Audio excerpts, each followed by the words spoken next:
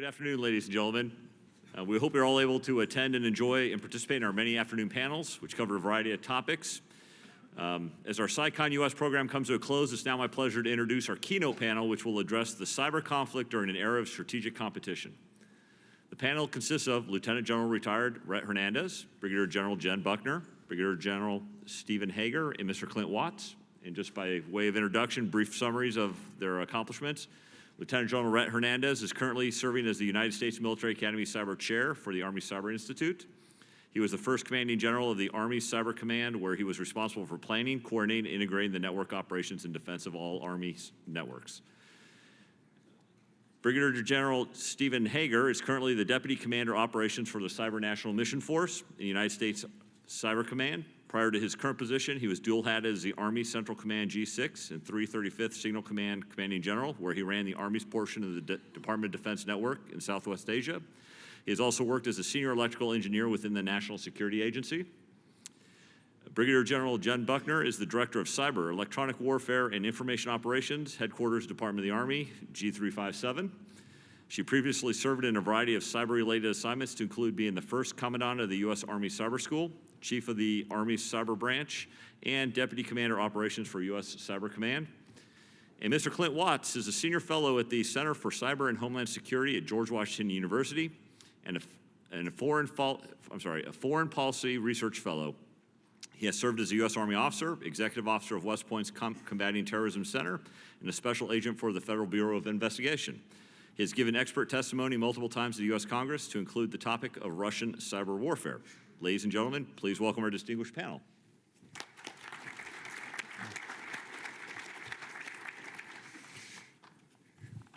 Hey, thanks. Now I don't have to introduce them. That gets rid of 30 minutes of my remarks. Hey, let me just do a couple things to set the stage. First, I want to thank all of you for participating in this for the last 2 days.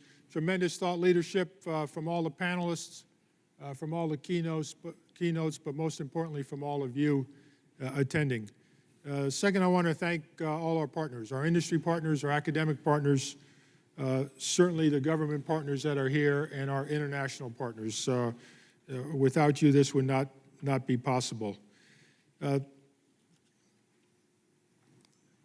I also want to make sure that I give a special thanks to the Army Cyber Institute. Andy, what you and your team have done here in the last couple of years is fantastic. Jaak, are you still here? For our Estonian partners in collaboration with CCD, COE, thank you for all you've done to make this possible, and we look forward to seeing you next year in Estonia. Finally, I want to give thanks to our Special Army partners. Army Cyber, Mr. Paniasran, thank you for your leadership and your participation and support for all of this. Jen, thanks for participating in this final panel. And most importantly, thank you for all that you're doing at Demos CY and wrestling with the challenges that the Army faces today. Okay, now congratulations to all of you. So I want to start by bestowing an award on each and every one of you for making it to the end. As I bestow this, I do not quit award on you. The doors will lock and you cannot leave. But seriously, in a tough day of weather, and it's usually more in our head than it is physically, it was great for all of you to come and spend today with us. So we've got a final set of keynotes providing an opportunity to hear their thoughts and to have a discussion tied to our conference theme, cyber conflict during an era of strategic competition. I won't have to introduce them, so my remarks will be shorter, but I do want to set a couple initial remarks to open this up. First, our national security strategy sets the stage by describing the competitive world we live in, and clearly stating, and I quote, and I'm sure Jay will talk to me about this later, we will respond to the growing political, economic, and military competitions we face around the world. The 2018 National Defense Strategy declared that interstate strategic competition, not terrorism, is now the primary concern in U.S. national security And I start there because that's where the conference started, and that's really where our keynotes will end today. During competition, U.S. and allied forces actively campaign to advance and defend national interests in an environment that is short of armed conflict. Adversaries are increasing activities to separate alliances, devalue partnerships, and challenge traditional methods of deterrence by conducting operations that make unclear the distinction between peace and war. These actions include political, military, and economic, as well as informational efforts that exceed steady-state diplomacy, yet are short of violence. Conflict during competition combines cyber, electronic, information operations from a military perspective to infiltrate systems and infrastructure, to influence the sentiments of the populace and national decision makers, to destabilize partners and allies, and to set conditions for a fait accompli campaign with conventional forces. How democratic states and non-state actors anticipate, adapt, and innovate during competition will dictate our success. Third, I'd like to highlight that the FY19 NDAA provides a range of cyber-related provisions, including the authority for the Secretary of Defense to conduct activities and operations in cyberspace. Steve, that's a hint to you on a question that might be coming. And to conduct active defense against Russia, China, North Korea, and Iran. Steve, a second question. Additionally, several provisions include focus on homeland defense through DoD, Homeland Security, FBI, state, and the private sector partnerships, as well as provisions on exercises and technology to enhance critical infrastructure, security, and resiliency. By the way, this year's NDA includes more than 20 cyber-related provisions and provides a great opportunity for us to think about how we can leverage those new authorities in this competitive landscape that we now have described by our national security strategy and our national defense strategy.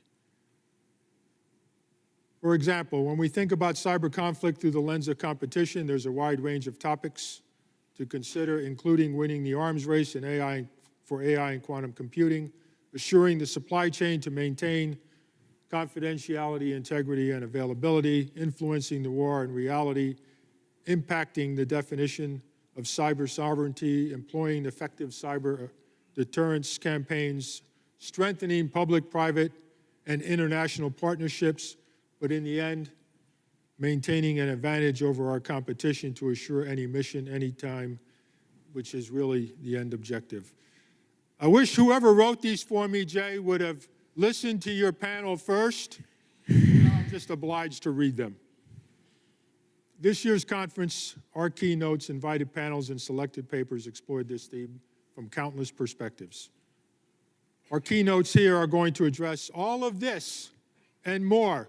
The only thing I guarantee you is you will get out early on good behavior.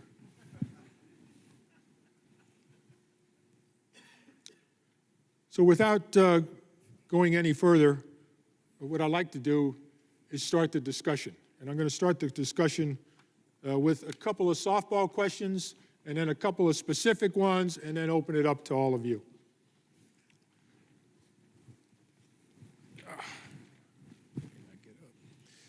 So let me start first with a question for each of you.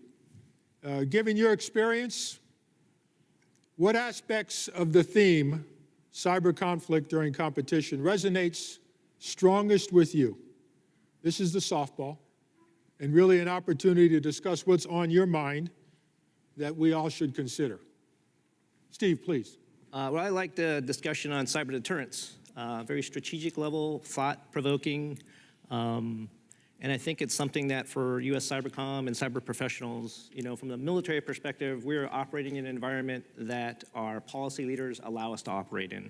And if we want to set the standards and norms like we do in the other warfighting domains, we need to figure out where that's going to be. So in the past, it's been kind of like defense is the only way we're going to do it, right? We're just going to have a strong defense, and we're not going to do some of the things that we're looking at doing now. And now the pendulum has kind of swung into another direction, because if you think about historically what's been going on, In the past, our adversaries have been doing a lot of things to us, and now there's a chance where we're going to impose costs on them. So maybe the pendulum's going into the way, and as a military leader, my job is to use that to our nation's advantage. But I really think that that type of discussion is what makes the nation great and makes our country great, because we can discuss openly about what we think about these policies. In other countries, in some of my adversaries' countries, that type of discussion doesn't exist. And I think that even though we may disagree with some people, we should always fight to allow that type of discussion to happen, because that should set how we're going to go forward with our policies. That was my opening shot. Okay, fantastic. Jen, please. I'd build upon the panelists and speakers as a part of this conference that really describe an environment, one of constant contact.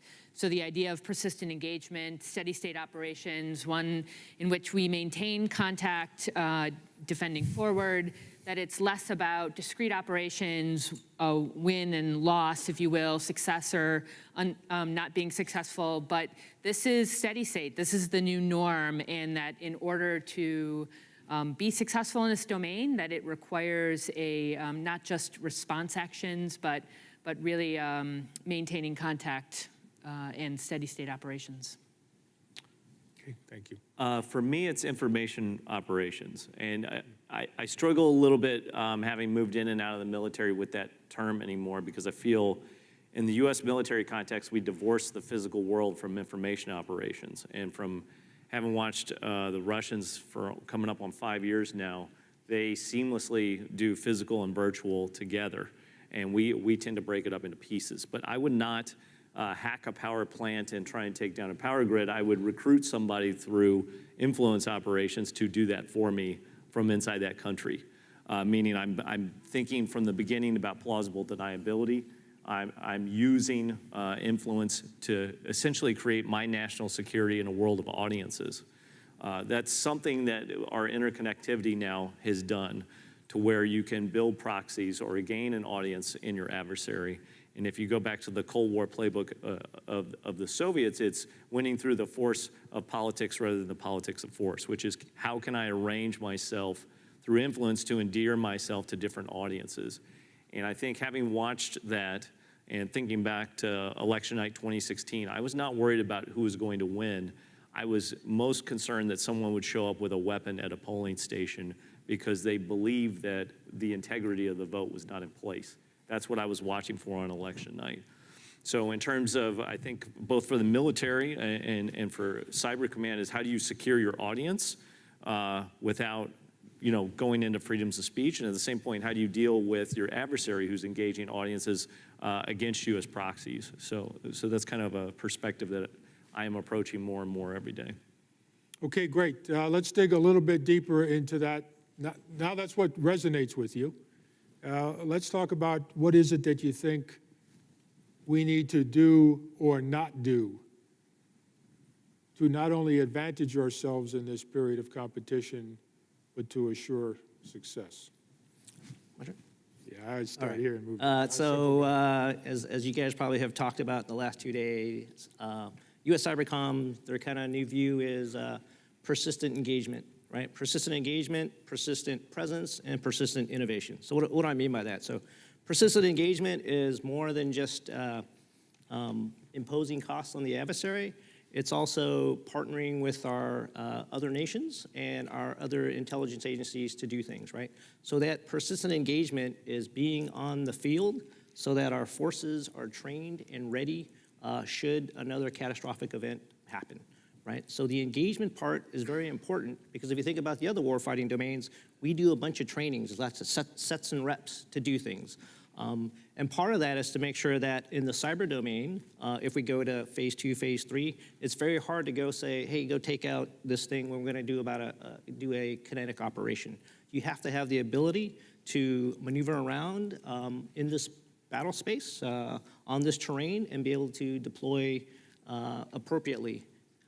When it comes to defense, defending forward, that is part of the model, right? Just like on a soccer game, the more time the ball is on my adversary's end of the field, the better I am from them scoring on us. So if we can take the operations in their space, whether it be gray or red space, and they can't get to our blue space, we're going to be able to defend the nation better. So persistent engagement is key for the things we're going to do that.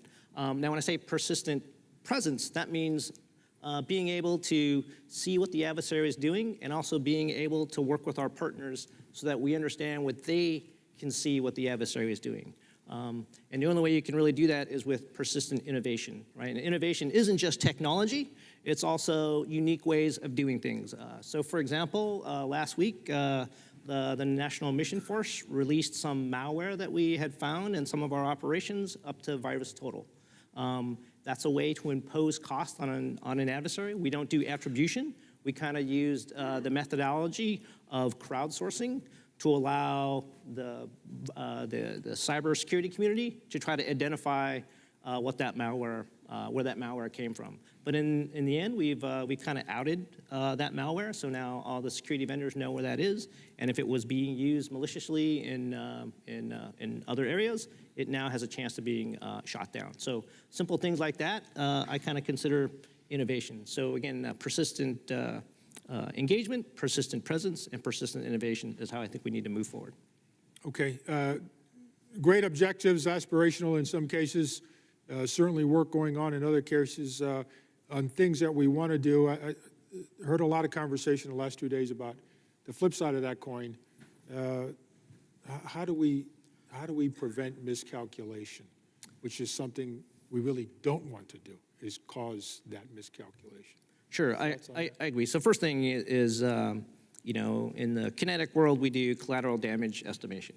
We don't have the perfect environment to do that with cyber tools, right? We do the best that we can, but we are still muted in what we can and can't do, right? So I know there was this concern about, oh, hey, CyberCon just going to go off and engage the enemy wherever they want around the world.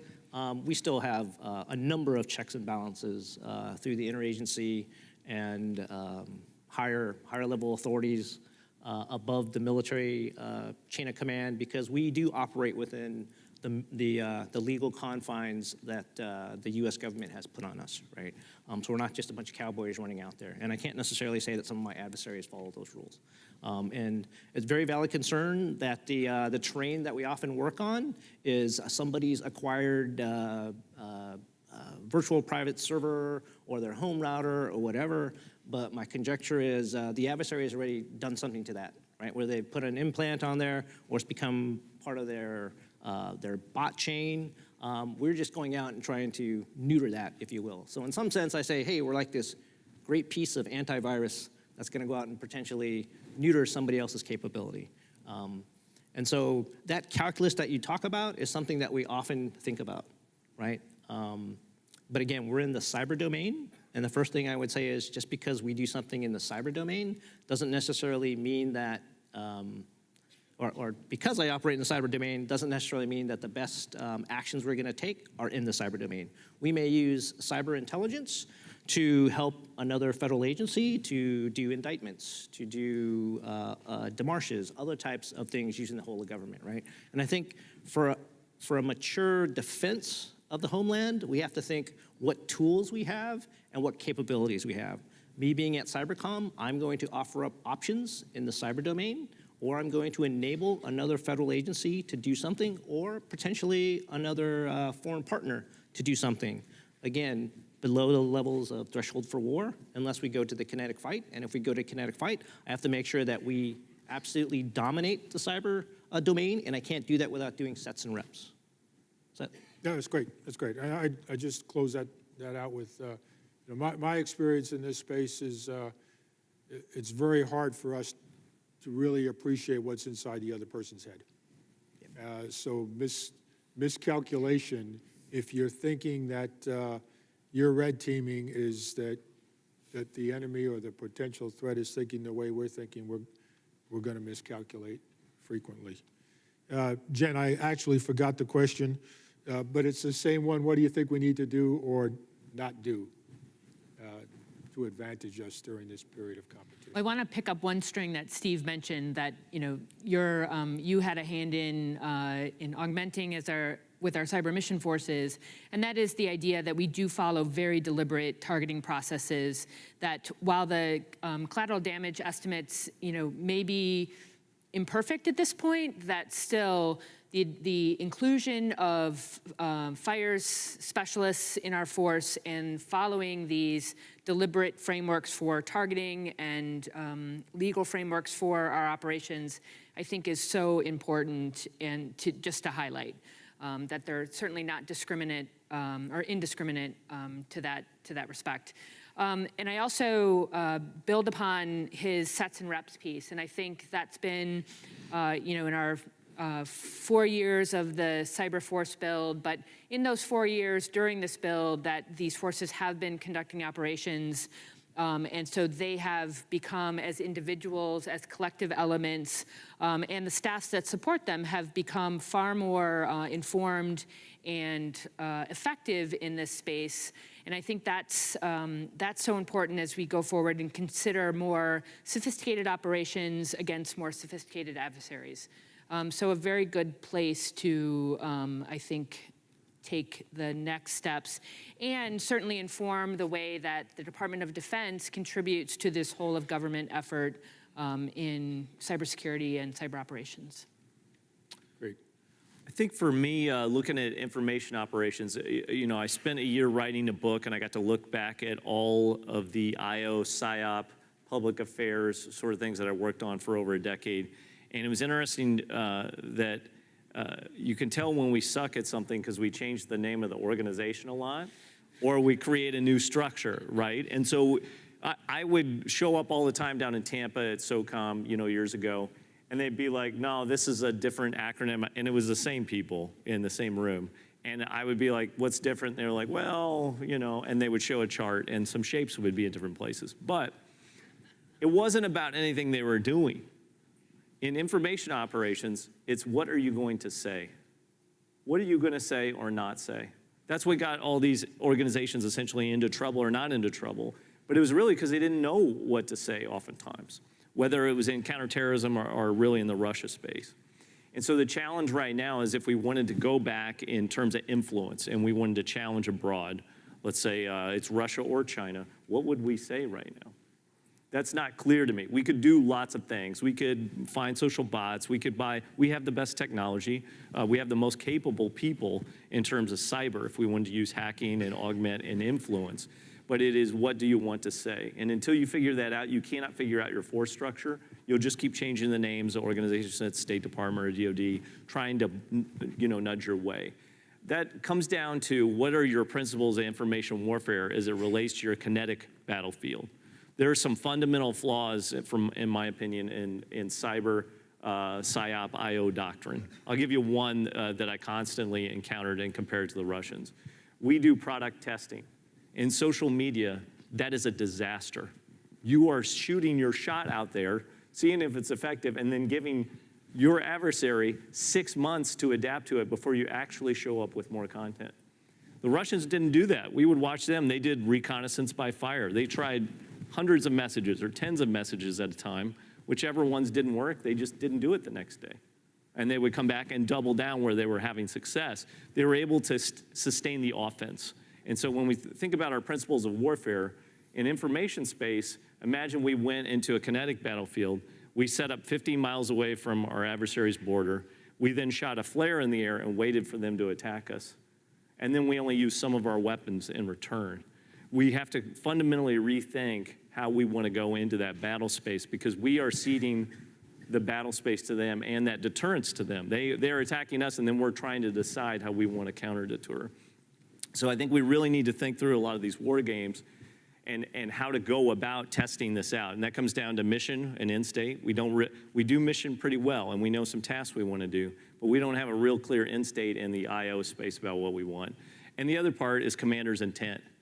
We never give our operators commander's intent in the IO space or PSYOP because our biggest enemies are usually on Capitol Hill and on the New York Times, right? You're in a triangular battlefield with your adversary, and that's good. I mean, we have rules and we're a rule of law nation, But we have to think through what our intent is going to be for our operators when they get out there, because what happens is there's a major lieutenant colonel that's just getting hung out there, or some guy at State Department getting hung out there, waiting to hit that tweet before everyone gets angry and they write a bad article about them. You know, so we have to really think this through about, do we want to get in this space or not? And if we do, what do we want to say?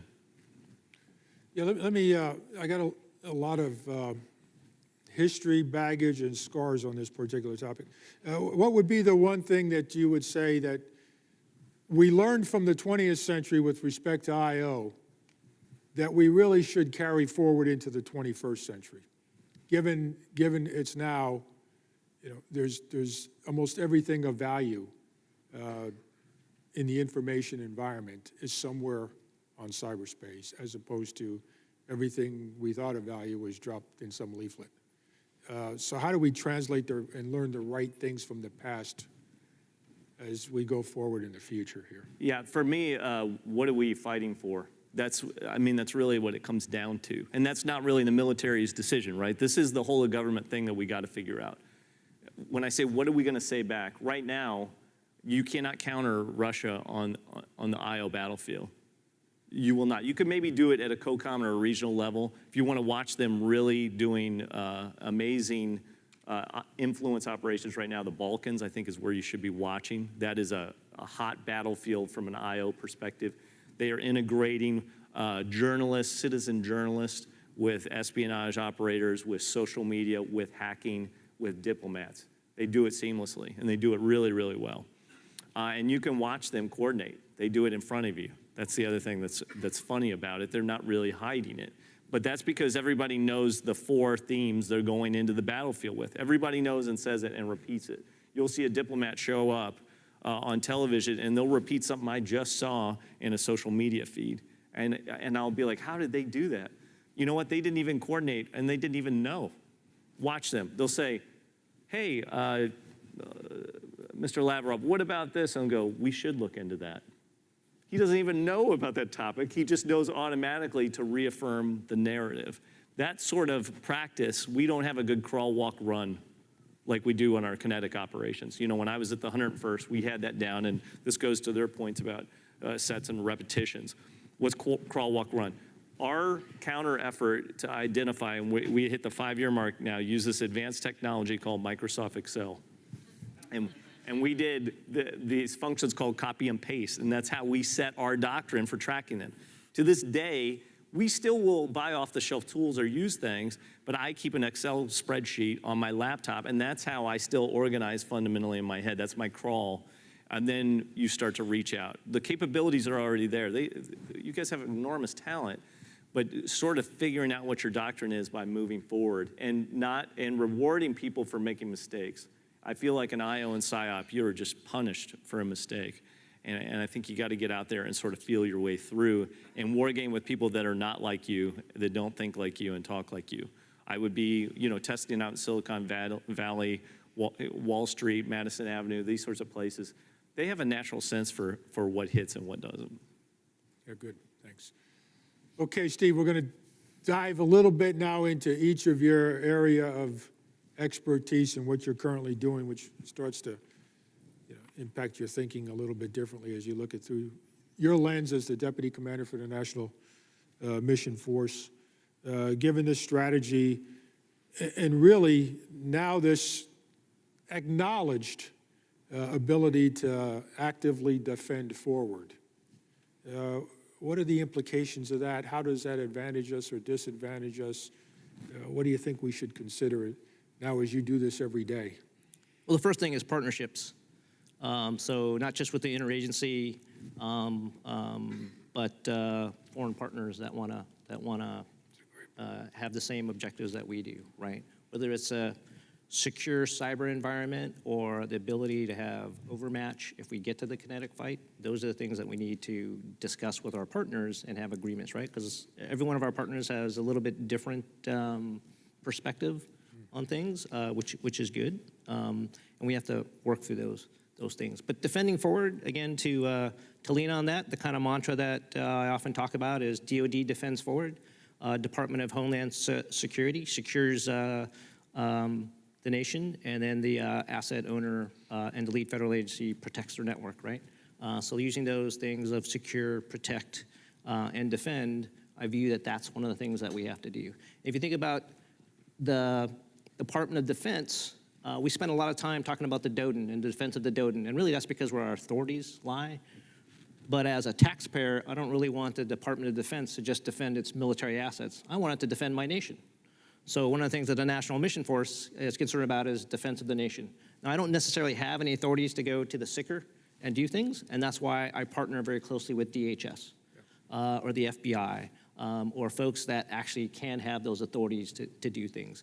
And so if I'm going to defend forward to help help our nation's critical infrastructure, I need to know what's most important to those critical infrastructures, to the financial sector, or to the energy sector. So if I am doing reconnaissance in gray and red space, I know what to look for. So I know what to look for as a military person, but I don't necessarily know to look for what the financial institutions think are important. So then if an adversary is starting to develop TTPs or doing research on something that could go against a certain bank or a financial transaction or cryptocurrencies, we now have some intelligence that we then would share with our interagency partners, and then they would pass it through the ISAC to get to the critical infrastructure folks that deal with that. So part of that is if you really think about how do we defend the nation, just like when we have carrier strike groups that go off the coast of the Pacific, or we have a forward operating base, we do things forward. And so from my perspective, in this defend forward from cyberspace, I'm just following that same model.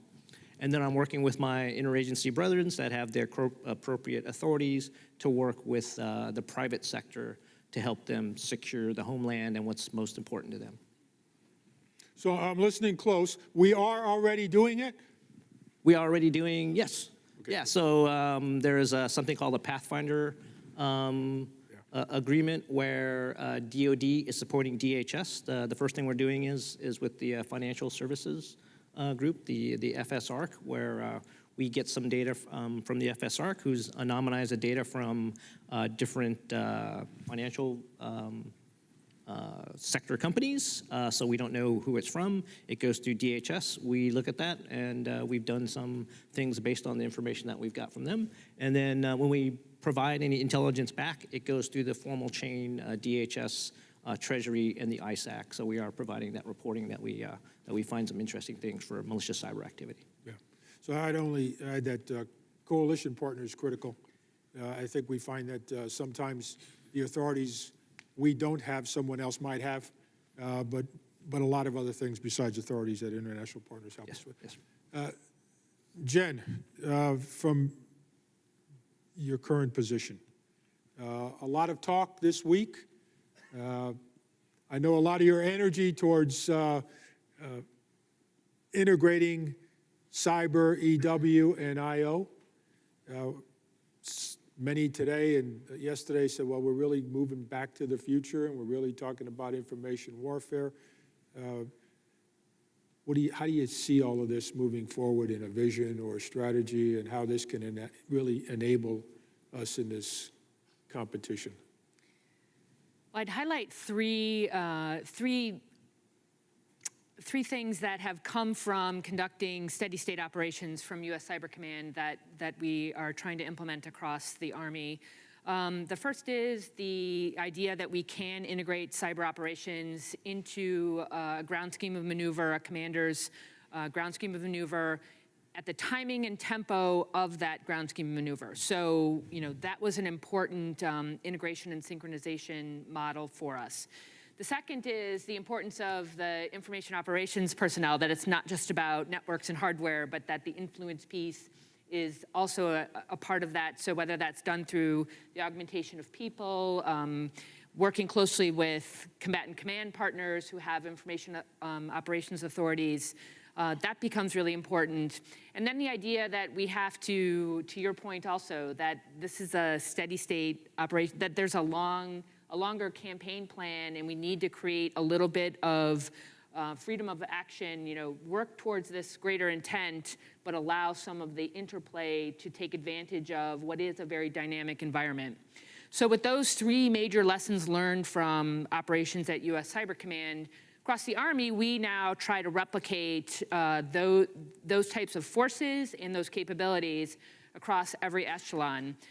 So, from a brigade combat team, which will be augmented with electronic warfare capabilities, but more importantly, the people who can describe the environment so that we can downward reinforce with cyber and information operations. SEMA planners, those who can plan at the tactical level. So brigade combat team, corps, division, those making sure that we have the right people and the right capabilities across every echelon so that we can represent all of those capabilities at the tactical, operational, and strategic levels. So do you think a new warfighting function is coming? The idea of information warfare, I definitely think that, that we have a greater appreciation for the idea that all of those have to be integrated and synchronized. So, whether it's a warfighting function, it's a strategy, it's a concept of operations, I do think that the multi-domain operational concept actually is the perfect proving ground for what we conceive as a much broader, focus on this idea that the environment is so dynamic that you can't afford to confine yourself, that you have to be able to react and take advantage of things in the information environment. Yeah, great. So for years I've said, they're converging, don't let them collide. And I think we now have the opportunity to say, how does that all kind of come together to advantage us? Clint, let me, you've already talked a little bit about Russia and social media. 8 years ago, I went to the Counterterrorism Center at West Point and said, tell me about the nexus between cyber and terrorism. And they said, there is none. And I said, hold that thought. And I came back and I took this colonel called John Brickey and said, you're assigned to me, but your place of duty is the Counterterrorism Center to help us with this nexus. Today, it's not really written in our strategy. In fact, I read words that said it's no longer, terrorism is no longer the number one threat. But I do still lose some sleep thinking that cyber terrorism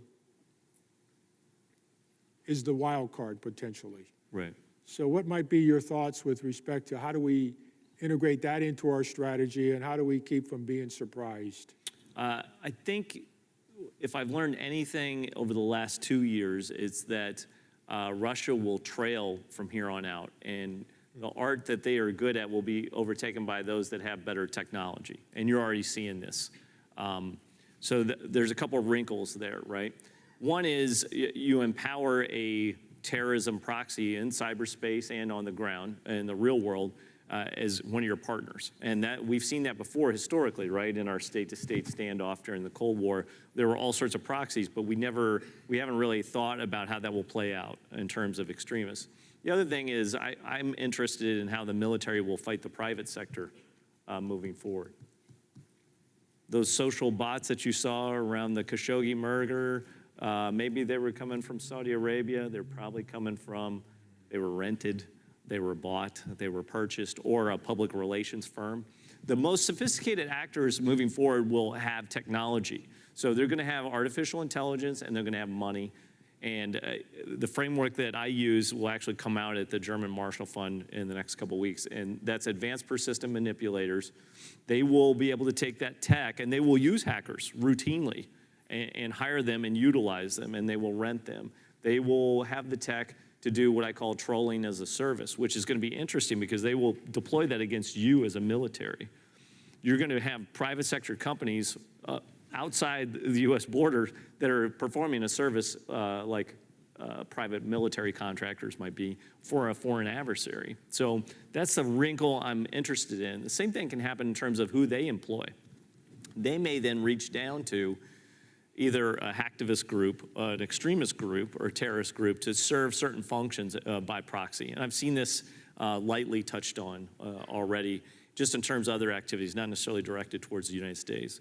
So that's the wrinkle I'm most concerned about moving forward is, we've already seen this in Syria in a kinetic sort of way. What will we do in cyberspace when this comes up? The third part goes to if .mil and .gov are protected and .com is not, then as .com, I'm going to get my own proxy and start fighting. And that's going to get really bad, you know, for institutions like the military to have to deal with hackers for hire that sometimes work for governments and sometimes work for, you know, terrorist groups or whoever it might be. So it's a dynamic and chaotic, you know, landscape out there where there's real shifting sands all the time, I think, in cyberspace. Just a quick follow-up. Do you see the potential cyber terrorism event more homegrown or somewhere else? Homegrown. Yeah. Yeah, I think the ones you have to think about where the actual capability is. And if you look at the hacktivists, we kind of forgot about them for a while because it turns out a group called Anonymous, they don't actually know each other, so there's low trust over time if you're law enforcement. But they're still really capable, and they're everywhere. We saw ISIS recruiting individual hackers when they could, or trying to bring people into the ideology. And so I'm most worried about super sophisticated, smart tech people not bound by institutions that don't care about the damage that they do. And those are mostly going to be, it could be domestic, but it could be just groups within South America or Western Europe or different places like that. Yeah, great, super. Hey, one last question that this makes me think about here, and then we'll do maybe a couple questions from the audience, unless you're really good. So as we think about cyber conflict in the context of this conference, we really think about it in terms of people, human endeavor enabled by technology. Take that up one level with respect to partnerships from what you were saying, Clint, is how do we need to think about partnerships differently in this competition period? And how might we think about what technology is really needed compared to where we are? Either one of those is open to you all. Steve, please. Me first? Sure. So it's always dangerous to ask a kid who was born and raised in Silicon Valley about technology. So I will go on a rant. That's why you had your hand up. And just stop me when I've talked too much. So first off, and I did a little time at DIUX when it was first started under Secretary Carter. So I view technology in two buckets. Technology that adapts to an individual versus individuals that adapt to technology. And what do I mean by that? So I'm an Army guy, obviously, but if you're in the Air Force and you're a pilot, I don't think it's normal to be strapped into an F-35 and fly very fast and do this. So we spend a lot of money training an individual to adapt to technology. Same thing for most of our cyber warriors, right? We spend a lot of time training them to look at more than ones and zeros, but look at data on a screen to do something, and we throw military parlance on it. But we're spending a lot of time in training so humans can adapt to technology. So what I would like to see, because as we bring in these young men and women to do some cyber operations, and you know, some of them will stay around, but a lot of them will get out, just like anything in the military service. I would like to see more technology that adapts to humans. So when I was a young lieutenant about 30 years ago, we didn't have things called smartphones. Today, that's ubiquitous. Everybody has that. And one of the challenges in the building that I work at, I'm not allowed to bring a smartphone in there, right? So right away, I now have to train people to use, I won't say an antiquated system, but a new way of interacting with something when natively they're used to using these types of GUIs and smartphones. So I would like to see technology adapt to humans so that when I bring in a new soldier, sailor, airman, Marine, they can be operational very quickly. So what are examples of that, right? A lot of people use this thing called Splunk, right? They take a lot of data, they aggregate the data, and you do these queries. And if anybody knows what Splunk is, you got to kind of learn like a computer-esque language.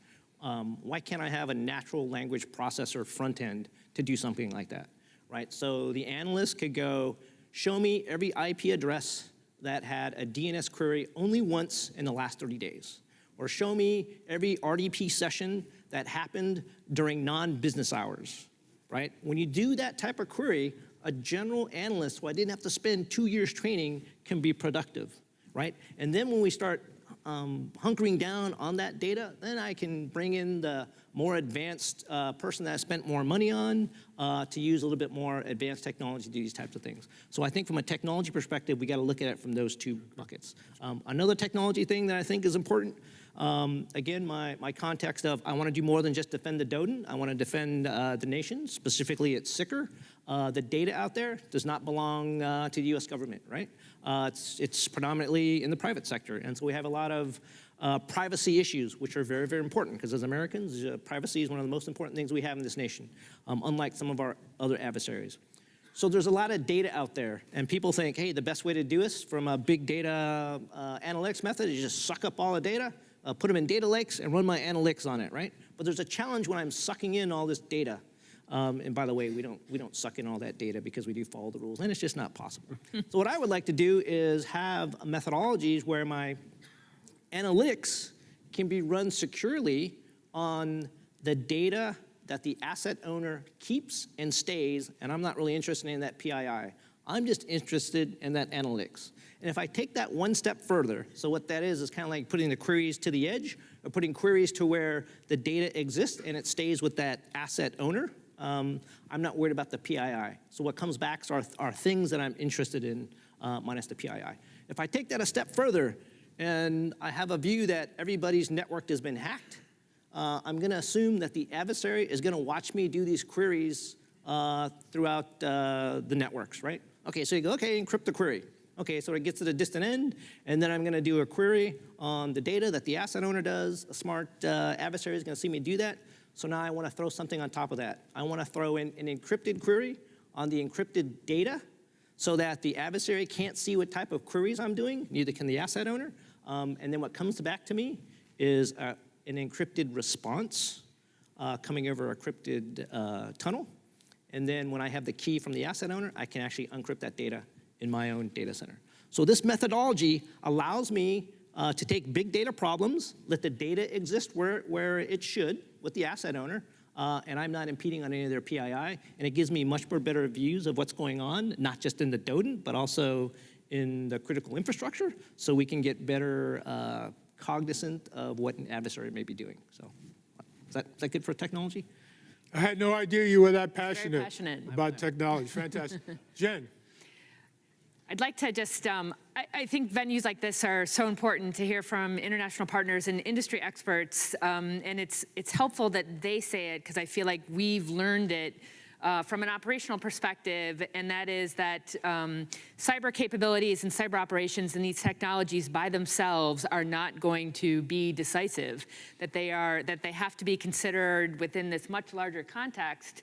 So whether it's, disinformation or these larger strategic objectives, of which cyber is being employed to achieve some means, that's a far more helpful context to consider so that we're not using cyber capabilities or planning cyber operations just in these silos, but they are instead considered as a part of a much broader context.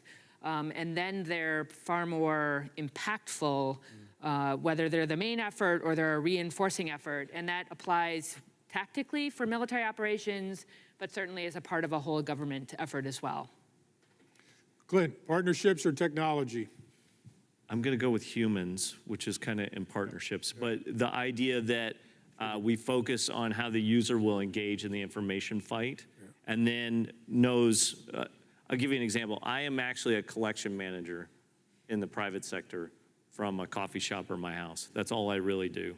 I just take what I was trained, in government, but I just set up my intel requirements, and then I call people and I bribe them with beers and lunch, and I go, hey, would you do this for me? And then they'll do a little bit, and I'll be like, okay, let's see if we can get some funding to do this.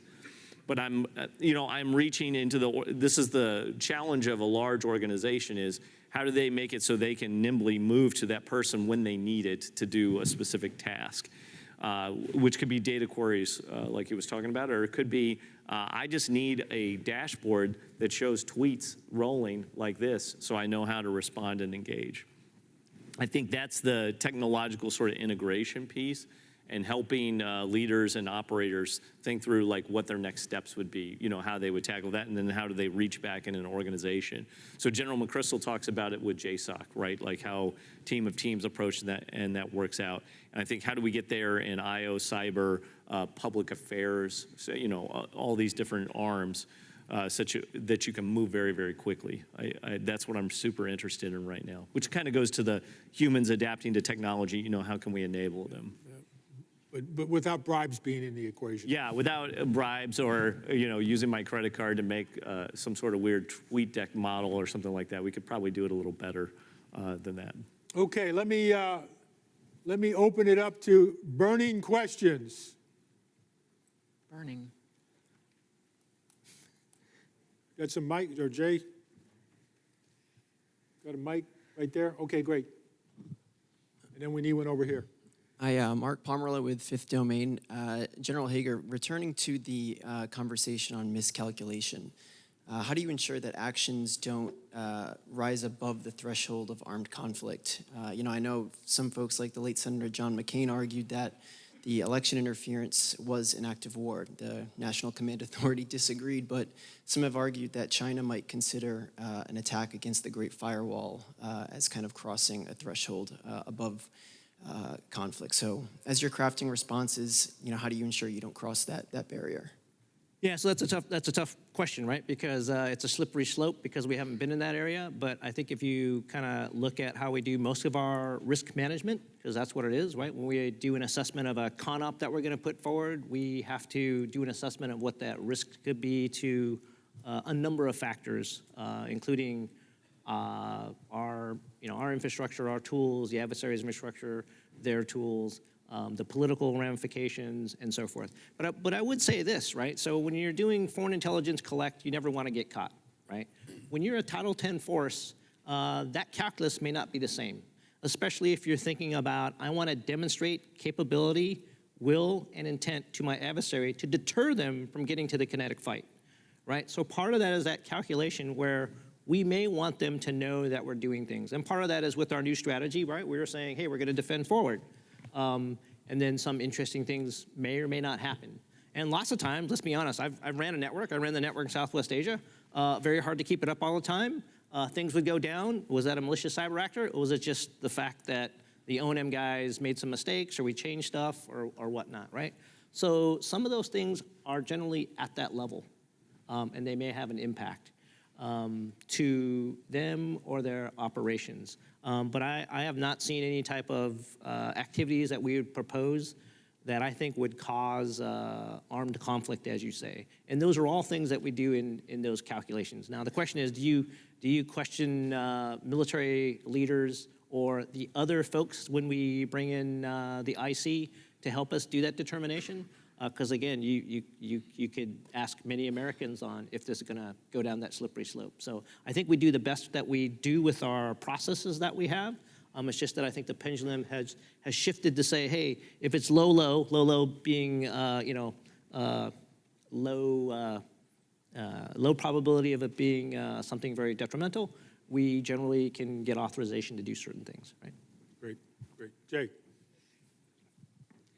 Thank you, Jay Healy from Columbia University. And my burning question, made me think of me when Clint said this. When you're talking about the end state, I think persistent engagement, constant contact, forward defense. I mean, it's the most important things we've done since I think we defined CNA back in the late '90s. And so, thanks for all this clarification. And I get the end state or the state that we're trying to aim at that. But I'm really curious, where does it end? We think a lot in international relations and military about conflict termination, right? The conflict is over when the soldiers come back. The deployment is over and we return and we go back to that state of peace. But in constant contact, and also I think to some degree on the information operations, there's no end that I can see. There is no conflict termination, right? It seems to be forever. And I'm not sure if am I seeing that correctly? Is there an end to this that I'm not seeing? Or are we now talking about a permanent state between military forces in constant contact?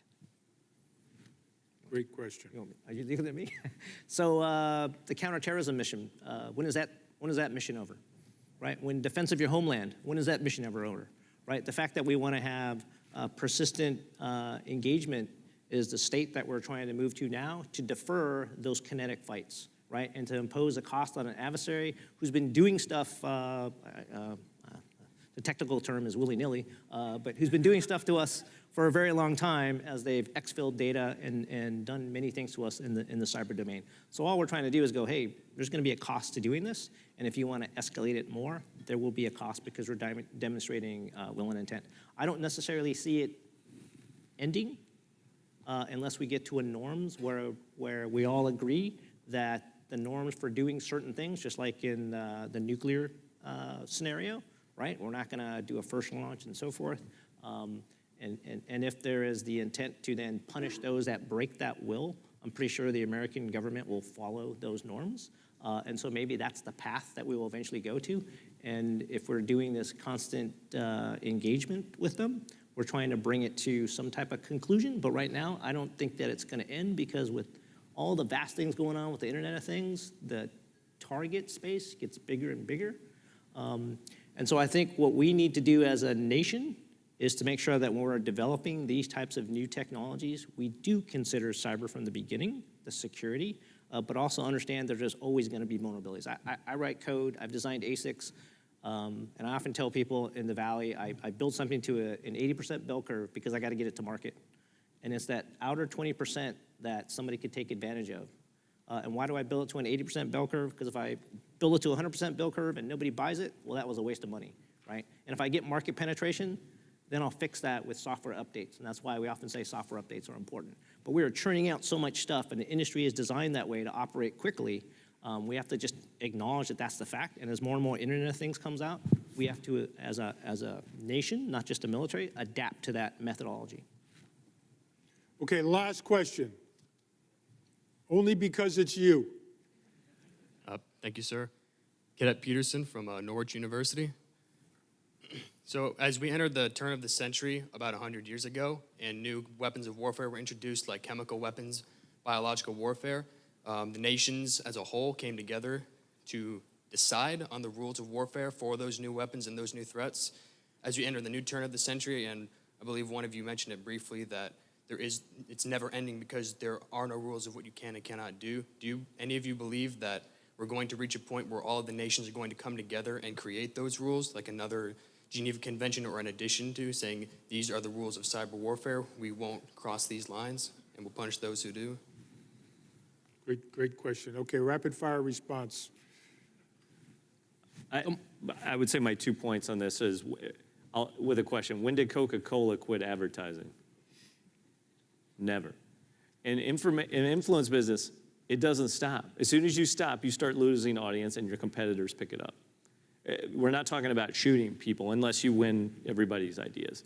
The other thing I think, at least from my perspective, I don't live in Washington, D.C., it's over.